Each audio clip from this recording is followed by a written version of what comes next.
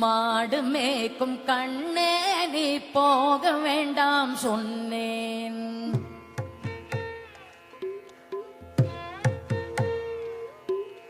மாடு மேய்க்கும் கண்ணே நீ போக வேண்டாம் சொன்னேன்.